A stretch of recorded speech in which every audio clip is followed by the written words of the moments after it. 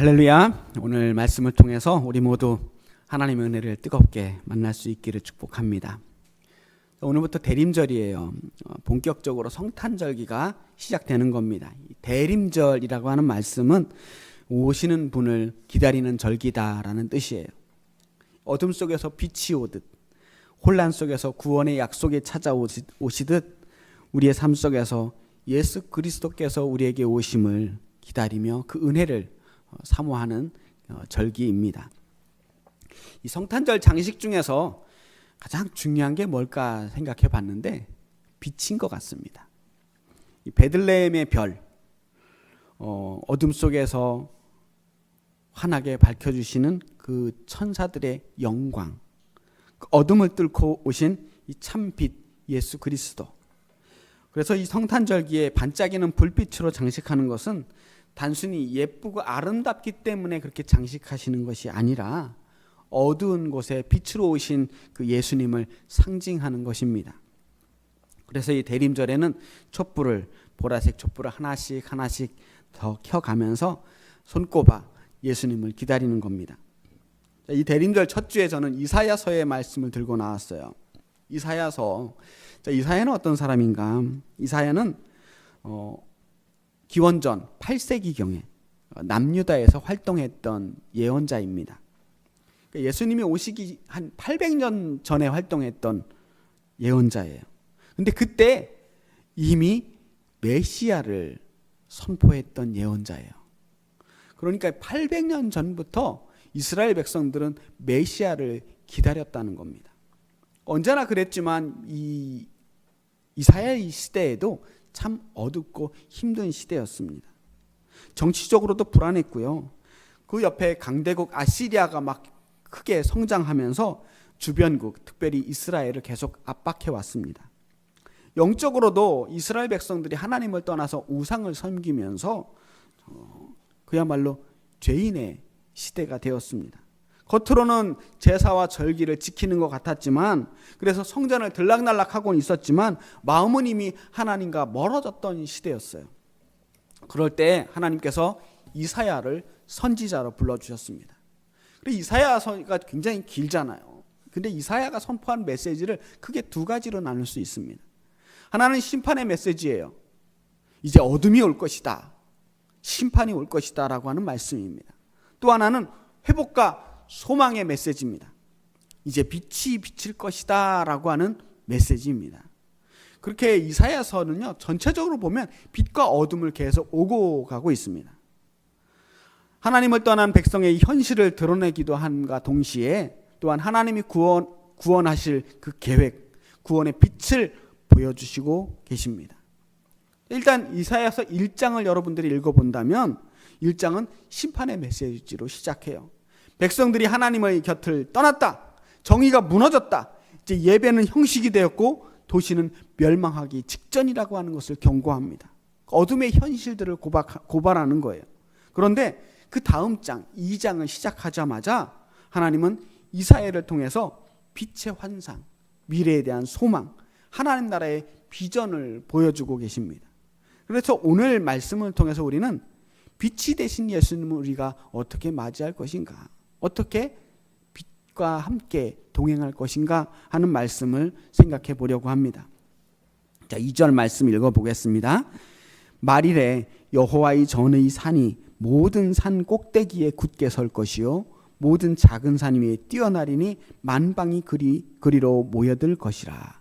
여기서 말일이라고 하는 건 마지막 날이에요. 그러니까 단순히 세상의 마지막이 아니라 하나님께서 이 모든 역사를 이루어 가시고 완성하시는 그날, 그러니까 하나님의 나라가 임재하는 날, 하나님의 나라가 온전히 드러나는 때를 말일이라고 말하는 거예요. 미래가 어떻게 될지 정확하게 아는 사람은 이 세상에 아무도 없죠. 그래서 늘 불안하고 걱정스러운 겁니다. 그런데 하나님께서는 이 이사야를 통해서 하나님의 비전을 보여주시는 거예요. 마지막은 어떻게 될 것인가, 그 중간에 어떤 일들이 일어날지 모르지만 엔딩을 보여주는 거예요. 힘들고 어렵겠지만 그래도 마지막에는 해피엔딩으로 끝날 거야. 하나님의 확실한 비전을 보여주고 계십니다. 그 비전이 어떻게 보여주시냐면 여호와의 전이 모든 산이 모든 산 꼭대기에 서게 될 것이다. 그러니까 이 고대 근동에서 산이라고 하는 건요, 모든 힘과 권세, 신들의 자리를 말하는 겁니다. 그러니까 이 마지막 날이 되면 모든 산, 모든 권세와 힘 위에 하나님의 성전의 산, 하나님의 전의 산이 다른 모든 산 그 위에 서게 되니까 하나님의 영광, 하나님이 세우신 그 나라가 이 세상 모든 권세 위에 서게 될 것이다 라고 하는 것을 말하고 있는 것입니다. 지금 당장은 세상의 권세가 높아 보여요. 그 산이 훨씬 높아 보입니다. 그런데 말일이 되면, 그날이 오면 세상의 권세를 넘어선 권세, 진짜 권세, 모든 힘을 넘어선 진짜 하나님의 능력이 드러나게 될 것이다 라고 하는 것입니다. 그리고 3절을 읽어보겠습니다. 많은 백성이 가며 이르기를 오라 우리가 여호와의 산에 오르며 야곱의 하나님의 전에 이르자. 그가 그의 길을 우리에게 가르치실 것이라. 우리가 그 길로 행하리라 하리니 이는 율법이 시온에서부터 나올 것이요 하나님의 말씀이 예루살렘에서부터 나올 것임이니라. 찬양 가사잖아요. 3절부터 시작하는데 그 시작 부분을 보면 많은 백성이 가며 이르기를, 이 많은 백성이 누굴까요? 이 많은 백성은요, 이스라엘 백성이 아닙니다. 열방 사람들이에요. 이 세상의 모든 사람들이 이르기를 오라 우리가 여호와의 산에 오르자 라고 말한다는 거예요. 그날이 오면. 이 열방 사람들은 하나님을 몰랐던 사람들입니다. 그 하나님을 몰랐던 사람들이 이렇게 말하는 거예요. 오라 우리가 하나님의 전에 여호와의 산에 오르자 라고 스스로 말하게 될 거라는 거예요. 아무것도 모르는 사람이 어떻게 여호와의 전에 오릅니까? 그분이 우리를 가르치실 것이다. 우리가 그 길로 행하게 될 것이다. 하나님께로부터 오고 싶어하는 그 마음, 하나님의 말씀을 배우고 싶어서 주님께 나아가려고 하는 그 갈망, 하나님의 길을 따르고자 하는 그 결단이 온 세상으로부터 시온으로 몰려들게 될 것이다 라고 하는 것입니다. 이게 미래에 대한 막연한 기대가 아니라 예수 그리스도께서 이 땅으로 오심부터 시작된 현실이에요. 저 고대 근동의 아주 조그마한 나라, 그 나라에서 몇몇 안 되는 그 사람들이 믿던 여호와 하나님을 이제 온 열방이 믿기 시작하는 거예요. 그때부터 이루어져 나간 겁니다. 이미 하나님의 나라는 그렇게 시작된 거예요. 오늘 이 예배당에 모인 우리들도 사실 열방이에요. 우리 이스라엘 민족 아니잖아요. 이방인에게 속한 사람이고 열방 가운데 불려온 사람 중에 한 사람입니다. 우리가 이렇게 열방 중에 있던 사람들이 이 시간에 예배를 드린다는 것 자체가 이미 이사야의 예언이 성취되었다라고 하는 것입니다. 온 열방이 모여서 여호와의 전에 모여 하나님께 예배드리는 그날이 오게 될 것이다 라고 선포했는데 이미 와 있어요. 그리고 앞으로도 계속 현재 진행형이 될 것입니다.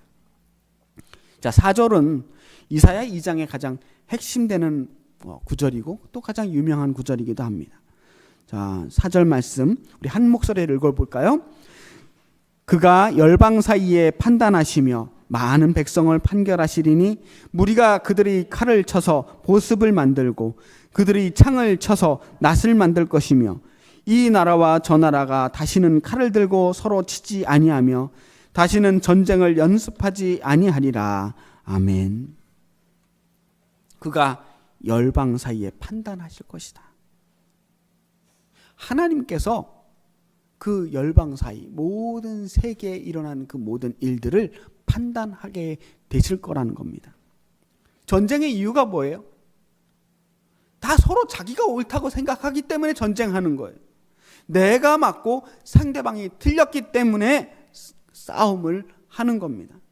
전쟁은 아무리 생각해도 선과 악의 싸움이 아닙니다. 우리 전쟁의 역사를 한번 보면요, 선과 악의 싸움이 별로 없어요. 나의 정의와 상대방의 정의가 마주칠 때 전쟁이 일어나는 겁니다. 그래서 서로 양보를 못하는 거예요. 사람들이 수만 명, 수십만 명이 죽어나가도 내가 옳다는 확신이 있기 때문에 전쟁을 멈출 수가 없는 겁니다. 지금 이스라엘과 가자 지구에서 일어나는 전쟁을 보세요. 누가 선하고 누가 악합니까? 러시아와 우크라이나의 전쟁을 보세요. 우리가 누가 더 잘못했는지, 또 누가 문제인지 서로 따져 묻기도 하고 책임을 물어보기도 하고 또 누구 편을 들기도 합니다만, 사실 이 사람의 판단이라는 것은 언제나 자기중심적일 수밖에 없어요. 그 전쟁이 우리나라에 얼마나 누가 더 이로운가, 그 전쟁 누가 이겨야 우리에게 더 이익인가를 따져 묻죠. 누가 정의인가를 묻지 않습니다. 언제나 내 나라, 내 공동체, 내 편, 나를 중심으로 판단하는 게 사람들의 판단이에요.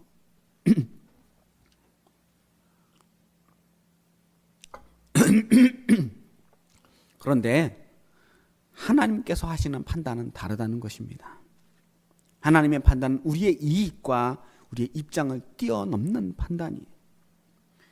그것은 사람을 죽이려고 하는 판단이 아니라 구원하시려고 하는 판단이에요. 하나님께서 판단하기 시작하시면 더 이상 사람들은 싸울 이유가 없습니다. 하나님 앞에 모든 전쟁은 다 악한 거예요. 사람을 죽이는데, 하나님이 주시는 생명이 죽어나가는데 거기에 무슨 정의가 있습니까? 하나님이 판단하시게 되면 이 땅의 모든 전쟁이 사라지게 될 것이다. 평화라고 하는 것은요, 단순히 우리가 잠깐 전쟁을 멈추는 게 평화가 아닙니다. 하나님이 이 땅을 온전히 다스리셔서 하나님의 정의가 바로 세워질 때, 그때 비로소 진정한 평화가 오는 것입니다. 하나님이 판결하실 때 이 세상의 질서가 바뀌게 될 거라는 거예요. 그 질서가 어떤 질서냐? 사람들이 칼을 쳐서 보습을 만들고 창을 쳐서 낫을 만들게 될 것이라는 겁니다. 창칼은 여러분들이 다 아실 거고요. 보습이 어떻게 생긴지 아세요, 혹시? 보습은 밭을 갈 때 이렇게 쟁기 앞부분에 대는 그 앞부분, 밭을 가는 부분이 이 보습이에요.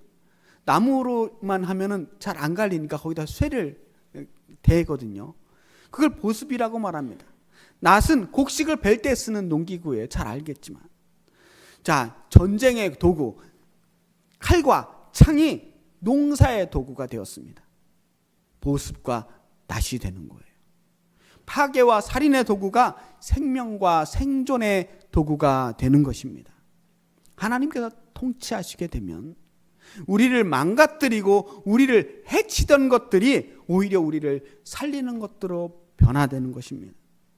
그래서 하나님의 나라는 단순히 우리의 적들이 사라지는 세계가 아니라 도구가 바뀌고 삶의 방향이 바뀌고 가치관이 바뀌고 우리의 태도가 바뀌게 되는 거예요. 이 회복은 영원한 미래, 우리에게 찾아올 하나님의 나라에 완성될 것이지만, 아까도 말씀드렸듯이 예수님께서 이 땅에 오심으로부터 또한 우리 가운데서 계속해서 시작되고 진행해 나가고 있는 것입니다.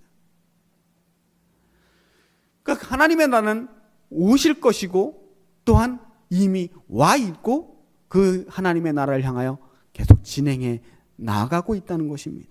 근데 많은 사람들이 그 하나님의 나라를 막연히 꿈꾸고만 있는 사람들이 있어요. 언젠간 그 나라가 올 거야. 언젠지는 모르겠지만 그 나라가 오면 한꺼번에 다 뒤집어질 거야. 그런데 그런 세상이 쉽게 안 오죠. 왜냐? 지금도 그 나라를 위해서 우리가 애써야 하기 때문입니다. 그 나라를 예수님과 함께 만들기 위해서 우리도 함께 일해야 하는 것입니다. 완전히 이루어지진 않았지만 예수님과 함께 그 나라가 시작됨을 믿고 예수님과 함께 그 나라에 동참하는 것입니다. 이미 그런 나라를 위해 하나님과 우리 성도들이 한 걸음씩 한 걸음씩 걸어왔던 거예요. 그래서 하나님의 나라는 어느 날 하늘에서 뚝 하고 떨어지는 것이 아니라 이미 우리와 함께 하신 임마누엘 하나님과 더불어서 조금씩 만들어가는 것입니다. 지금 이 환상들을 이사야에게 보내주신 후에 하나님은 이사야를 통해서 모든 백성들을 초청하십니다. 그게 5절 말씀이에요. 5절 말씀 우리 함께 읽겠습니다. 야곱 족속아 오라, 우리가 여호와의 빛에 행하자. 우리가 여호와의 빛에 행하자. 이 말씀이 해석을 언뜻 무슨 말인지 알 거는 같은데 무슨 뜻인지 바로 와닿지가 않아요. 그래서 다른 번역으로도 제가 찾아봤습니다. 새 번역 성경을 보니까 주님의 빛 가운데서 걸어가자 라는 번역으로 되어 있고요. 공동 번역을 찾아보니까 야훼의 빛을 받으며 걸어가자. 히브리어를 직역을 한번 해봤더니 마찬가지예요. 우리가 걷자. 여호와의 빛 안에서. 이 여호와의 빛에 행하자라고 하는 말씀은 하나님의 빛 안에서 걸어가는 삶을 말하는 것입니다. 근데 왜 하필이면 빛일까요? 이 빛에 대해서 묵상을 해봤어요. 왜 하필이면 하나님의 빛 안에서 걸어가야 할까? 세상이 너무 깜깜하기 때문입니다. 낮에는 우리가 굳이 빛을 찾아다닐 필요가 없습니다. 잘 보이잖아요. 낮에 불 들고 다니는 사람이 어디 있습니까? 앞이 보이지 않을 만큼 캄캄하니까 빛을 따라가야 하는 것입니다. 낮에는 등대의 불을 켜지 않습니다. 항구에 가면요, 등대가 이렇게 2개가 있어요. 아시죠? 하나는 빨간색, 하나는 하얀색입니다. 이 낮에 그런 등대를 보면서 항구로 들어오는 배들은 등대의 빛을 보는 게 아니라 색깔을 보고 들어온대요. 자, 빨간색 등대는요, 오른쪽에 장애물이 있으니까 이 빨간 등대에 왼쪽으로 가라라고 하는 뜻이랍니다. 그리고 하얀색 등대는요, 왼쪽에 장애물이 있으니까 오른쪽으로 돌아가라라고 하는 뜻이래요. 색깔을 보고 이 등대에 오른쪽으로 갈지 왼쪽으로 갈지 결정을 한다는 거예요. 그래서 큰 항구에 보면 양쪽에 이렇게 있어요. 그래서 그 양쪽 가운데를 들어오라라고 하는 표시로 되어 있는 거예요. 그런데 깜깜한 밤에는 색깔이 보이지 않아요. 그래서 불빛만을 보고 가는 겁니다. 깜깜한 밤에 어디가 육지인지 어디가 바다인지도 구분할 수 없을 만큼 깜깜한 그 망망대해에서 저 멀리에서 조그맣게 반짝거리는 그 등대 불빛, 그건 무슨 의미냐면 거기 육지가 있다는 뜻이에요. 그 육지를 향해 일단 가라는 거예요. 그쪽으로 가면 육지를 찾을 수 있다. 배가 어디로 돌아가야 하는지를 보여주는 겁니다. 멀리서 보면 아주 작은 불빛에 불과하지만 그 조그마한 불빛이 배를 안전하게 항구로 돌아오게 하는 역할을 하는 겁니다. 하나님의 빛 가운데로 걸어가라라고 하는 말은 그 캄캄한 밤길에 조그맣게 켜진 그 빛을 따라 가라는 겁니다. 세상이 너무 어두우니까. 그런데 여러분, 이 세상이 어두운 게 이상한 일은 아니에요. 원래 세상은 어둡습니다. 창세기 1장에 보면요, 태초의 모습을 이렇게 표현합니다. 땅이 혼돈하고 공허하며 흑암이 깊음 위에 있더라. 땅이 혼돈하고 공허했어요. 그런데 흑암이 깊음 위에 있어요. 온 세상이 깜깜한 깊은 어둠 속에 있었어요. 그때 하나님께서 제일 처음 만드신 게 빛이었어요. 그런데 그 빛이요, 뭐 어마어마하게 빛이 강해서 온 세상의 어둠을 완전히 다 없애버렸느냐 하면 그렇지 않습니다. 그냥 그 깜깜한 세상에 빛이 하나 탁 생긴 거예요. 그 조그마한 빛들이 생겨나게 된 거예요. 여러분, 밤하늘을 한번 보세요. 지금도 마찬가지입니다. 온 밤하늘에 사실 빛이 차지하는 비율이 그렇게 크지 않아요. 우리 낮이니까, 태양이 워낙 강하니까 그 우주의 본래 모습이 보이지 않지, 사실 우주의 본래 모습은 캄캄해요. 온통 깜깜한 하늘에 그 쌀알보다 작은 별빛들이 그냥 반짝반짝반짝 하는 거예요. 이게 우주의 모습입니다. 온 우주의 기준으로 본다면요, 이 세상은 99.99999%의 어둠 속에 아주 조그마한 빛들이 여기저기서 그냥 쌀알보다도 작은 빛들이 반짝반짝반짝 빛나는 거예요. 그런데 그 작은 빛들이 있기 때문에 우리가 길을 찾아요. 그 조그마한 빛들이 있어서 우리가 살 수 있게 된 거예요. 아무리 작은 빛이라고 하더라도 빛은 어둠을 이겨냅니다. 크기에 차이는 있을지 모르지만 그 조그마한 빛들이 어둠을 자기 힘만큼 몰아내는 거예요. 그 어둠 속에서 생명을 자라나게 하고 길을 찾게 하고 방향을 보여주는 역할을 하는 게 이 빛이에요. 빛 가운데 행한다라고 하는 말, 빛 가운데로 우리가 걸어간다라고 하는 말은 하나님을 바라보면서 우리가 걸어간다는 뜻입니다. 대림절이 바로 이 빛 대신 예수님을 기다리는 절기예요. 어둠을 보면서 우리가 낙심하는 사람들이 아니라 빛을 바라보면서 한 걸음 한 걸음 나아가자고 하는 절기입니다. 이사야의 시대처럼 사실 오늘 지금 이 시대도 여전히 세상은 어둡습니다. 전쟁이 그치지 않고요. 경제도 흔들리고 사람들은 더 예민해지고 관계는 쉽게 깨지고 마음은 점점 좁아가고 있습니다. 근데 놀랄 일이 아니라는 거예요. 세상은 태초부터 지금까지 계속 어두웠어요. 우주가 태초부터 지금까지 계속 어두웠던 것처럼 전쟁이 없던 시절도 없었고 고난이 없던 시절도 없었고 사는 게 만만하고 쉬웠던 시절은 역사 이래로 단 한 번도 없었어요. 우리 인생도 그래요. 늘 행복하고 밝고 빛나는 시절만 있는 게 아니에요. 사실은 대부분의 시절은 힘들어요. 힘들고 어렵고 깜깜합니다. 그러다가 어쩌다가 저 우주에 빛나는 별빛처럼 가끔씩 반짝반짝 빛나는 순간들이 있어요.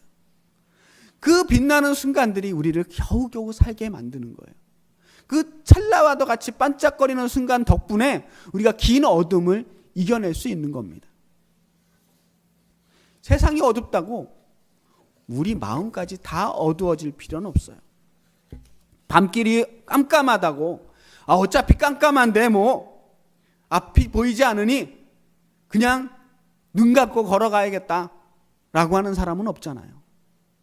어두울수록 그 조그마한 불빛이라도 비추면서 작은 불빛에 의지해서 계속 그 어두운 밤길을 걸어가야 하는 거잖아요. 어둠은요 밖에 있는 거죠. 우리 안에까지 들어올 필요는 없습니다. 세상이 혼란스럽다고 우리가 걸음까지 멈출 수는 없는 겁니다. 해가 떨어졌다고 문을 잠그고 날이 셀 때까지 기다려야 하는 게 아니라는 겁니다. 아무리 어두워도 우리에게 작은 불빛 하나만 있으면 충분합니다. 우리가 빛 가운데 머물러 있는 한 어둠은 결코 우리를 삼키지 못합니다. 하나님은 이 칠흑 같은 어둠 속에서 언제나 빛이 되어 주셨어요. 태초에 그 흑암이 깊던 날에 빛을 지으신 하나님께서 오늘도 우리에게 빛으로 찾아오십니다. 그러니까 우리가 할 일은 그 빛 가운데 머물러 있으면 되는 거예요. 그러면 우리가 어떻게 하면 빛 가운데 행할 수 있을까? 어떻게 하면 우리가 빛 가운데로 걸어갈 수 있을까요? 굉장히 막연한 말이지만 구체적으로 한번 생각해 봤으면 좋겠습니다. 첫 번째 가장 쉬운 말씀은 말씀과 함께 있는 것이 바로 빛 가운데 행하는 것이라는 거예요. 3절 말씀에 이렇게 말하잖아요. 그가 그의 길을 가르치실 것이라 우리가 그 길로 행하리라. 이 말씀이 빛 가운데로 행하라는 말씀과 중복되는 말씀이에요. 같은 말씀이라는 거예요. 빛에 행한다라고 하는 것은 말씀을 가까이 하고 그가 가르쳐 주시는 길, 그 길로 가는 거예요. 그러니까 하나님이 가르쳐 주신 길이 바로 말씀에 있다는 거예요. 그 말씀을 가까이 하면서 말씀을 기준으로 살아가는 것, 그것이 우리가 빛 가운데 머물러 사는 길이라는 것입니다. 이 대림절 기간 특별히 말씀 앞에 더 가까이 가는 그런 결단이 있기를 바랍니다. 두 번째로 빛 가운데 행한다는 것은 우리가 이 세상에서 함께 빛의 역할을 감당하는 것입니다. 하나님께서 우리에게 빛으로 오신 것처럼 예수님은 우리에게도 똑같은 말씀을 하셔요. 마태복음 5장 14절에 보면 너희는 세상의 빛이라 라고 했어요. 너희는 세상의 빛이라. 하나님이 우리에게 빛이 되신 것처럼 우리는 세상의 빛이 되어야 한다는 겁니다. 우리도 세상에서 빛의 역할을 감당해야 돼요. 이 어둡고 깜깜한 세상에서 믿는 사람들이 빛이 되어야 하는 거예요. 세상을 심판하는 사람들이 아니라 세상을 빛나게 하는 사람이 되어야 합니다.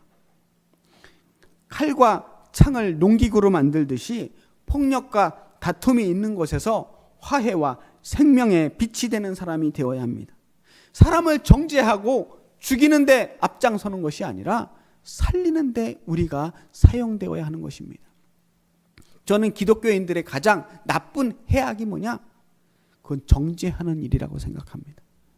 여러분, 세상에서 다른 사람을 정죄하는 사람들은요, 기독교인밖에 없는 것 같아요. 이런 말씀이 참 아이러니한데, 안 믿는 사람들은 서로 싸울지언정 정죄하지는 않습니다. 네가 죄인이라고 이야기하지 않아요. 그냥 잘잘못을 가리기는 하더라도 그 사람 자체를 싸잡아서 너 지옥 가도 마땅한 사람이야 라고 이야기하지 않아요. 믿는 사람들이 오히려 가슴에 더 많은 증오와 미움을 품고 있는 건 아닌가 생각합니다. 우리가 해야 할 일은 세상을 정죄하고 심판하는 것이 아니라, 판단하는 것이 아니라 용서하고 사랑하는 일뿐입니다. 공격하는 말을 줄이고 듣는 마음을 더 키워야 합니다. 상대방의 상처를 보려고 하고 용서와 화해의 자리에 함께 해야만 하는 겁니다. 이 땅에 평화의 빛이 되는 것, 그것이 세상의 빛으로 살아가는 성도의 사명이고요. 여호와의 빛에 행하는 삶이 되는 것입니다.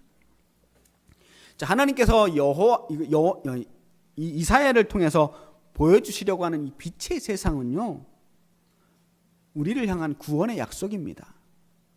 이 어두운 세상에서 하나님이 보여주시려고 하는 세상은 빛의 세상이다. 그리스도인이란 어떤 사람인가? 빛의 자녀들이다. 빛나는 사람이어야 합니다. 우리 안에 이미 빛 대신 주님께서 계시기 때문에 우리를 빛나게 하시는 그 주님과 더불어 우리는 이 세상에 빛이 되어야 하는 것입니다. 에베소서 5장 8절에 보면 너희가 전에는 어둠이더니 이제는 주 안에서 빛이라. 빛의 자녀들처럼 행하라 라고 하셨어요. 우리는 이제 빛의 자녀들처럼 행해야 합니다. 이 세상이 어둡다고 불평불만할 것이 아니라 그 어두운 세상을 밝혀야 하는 게 바로 우리 책임이라는 것을 알아야 돼요. 세상이 여전히 어둡다면 그것은 빛의 역할을 감당하지 못하는 우리 빛의 자녀들의 책임이라는 거예요. 왜 어두워요? 빛 대신 주님이 계심에도 어둡다는 건 빛의 자녀들인 우리가 세상을 제대로 밝히지 못했기 때문입니다. 야곱 족속아 오라, 우리가 여호와의 빛에 행하자.